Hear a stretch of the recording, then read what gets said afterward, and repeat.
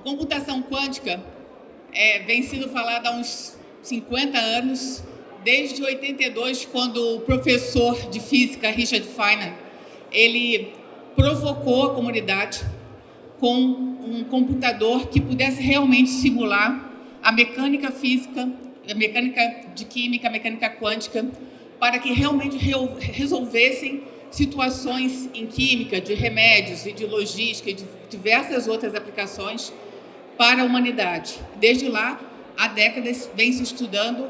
Não é algo simples, não é algo fácil, mas é algo que vem vindo e vem crescendo há bastante tempo. É um conceito e uma área de estudo muito relevante, muito complexa, então em 10 minutos não dá para falar muita coisa. Eu vou estar aqui, um colega, Carlos, da IBM, vai falar um pouco também sobre casos já acontecendo, mas como o tempo era curto, eu resolvi trazer um vídeo que talvez alguns de vocês conheçam já, um vídeo que passa por grandes nomes da computação quântica que estão trabalhando em grandes empresas, dando uma palhinha sobre o que está vindo por aí. Então, vou pedir para passar o vídeo. O vídeo é em inglês, mas é bem rápido, bem fácil de entender. Pode passar o vídeo?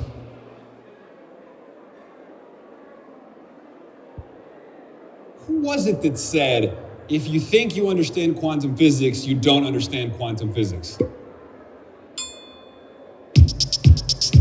Consciousness, intelligence, Free will, determinism, black holes protecting the planet from asteroids, Heisenberg uncertainty principle, atoms, ion traps, nuclear magnetic resonance, superconductors, photons, artificial intelligence, machine learning, past and future, classical physics, time travel. I mean, the whole thing.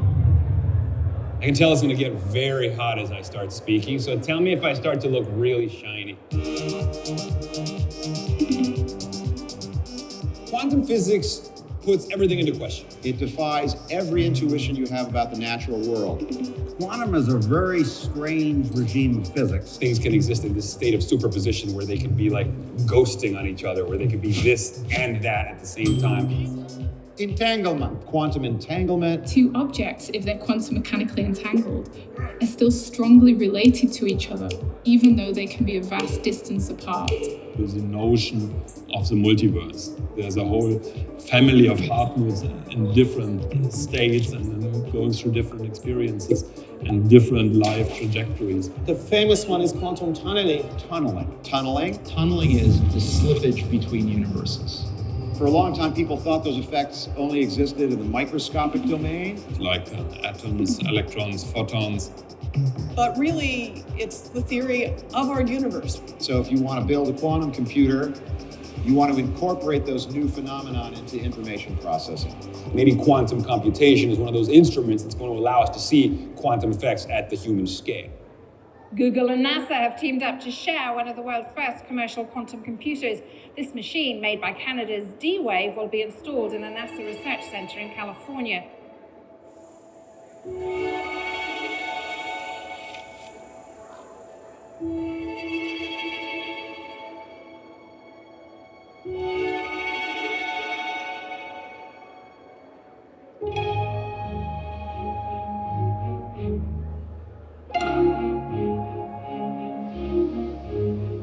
This is the inside of one of our dilution refrigerators.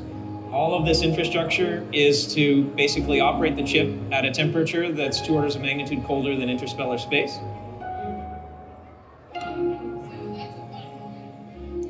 The processor is a quantum computer. Esse pedacinho aqui é o computador quântico dessa D-Wave, que é uma empresa canadense, que tem uma abordagem um pouco mais simples. Qubits, as well as being either 1 or a 0, a qubit can also be both at the same time, therefore bringing about a quantum leap in terms of power. Harnessing principles of reality that are, up until very recently, completely not observable by us is just fascinating in ways that I can't completely articulate. The overwhelmingly obvious killer app for quantum computation is optimization. Optimization problems are extremely difficult problems. Actually, all Google server centers together will not be capable of coming up with the best solution to these optimization problems as they get larger. So now what is an optimization problem? Here, give you an example. You want to do a trip through South America and you want to visit a number of cities. And then you ask, what is the cheapest ticket I can get to visit, let's say, 20 cities? And you can, of course, different routes and different airlines. And sort of imagine I list all the different options I have for my different routes to travel to these cities.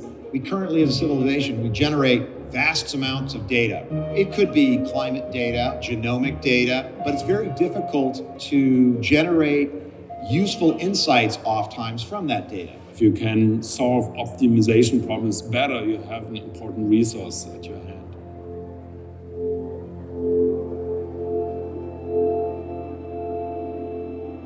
I think at least it teaches us that we shouldn't be naive about the world, that we shouldn't think about the world as a simple machine. It forces us to consider, more sophisticated notions of how the reality around us is actually shaped. I can't ask it how long I'll live or the meaning of life. Really, we don't know what the best questions are to ask that computer. That's exactly what we're trying to understand now. To me, the most important question is, are we alone? And I have a feeling that quantum computers, as they mature, are going to help us answer that question. This is, of course, a more long-term research endeavor, and there are still tremendous obstacles and big questions. Some of those will be addressed in D-Wave, some will be addressed at NASA, and some at Google. I wasn't sure I would be able to experiment with a quantum computational device in my lifetime, and now I'm confident that I will be able to. How amazing it is that we, with our monkey heritage, and monkey brains and monkey fingers, have somehow lucked into a brain that allows us to ask legitimate questions about the nature of physical reality. That's so cool. Tem pouquinho mais aqui, mas por causa do tempo vamos parar aqui. Então, sim, computação quântica é a próxima era disruptiva, sem sombra de dúvidas. É algo que vem em alguns anos, vem vindo há 50 anos, vai tá vindo mais rápido aqui, é exponencial, no sentido de as combinações aqui são fatoriais, são explosivas, e tem aplicações em química, em machine learning, IA. Imagine uma super inteligência artificial com poder de processamento e rapidez da computação quântica. Então vai ser uma outra vivência para nós na humanidade. Algoritmos para toda a parte de logística financeira, comunicação, criptografia quântica e simulações também de física. Então tem muitas áreas de aplicação que a computação quântica vai ajudar bastante. Vou passar para o meu colega Carlos aqui, que vai trazer uns casos aqui já de sucesso da IBM.